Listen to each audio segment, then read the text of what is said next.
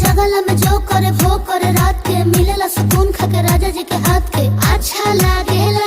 कमर ककरी से भइल काटा हराबा हो गलिया लागेला जान टमाटराबा हो गलिया लागेला जान टमाटराबा हो।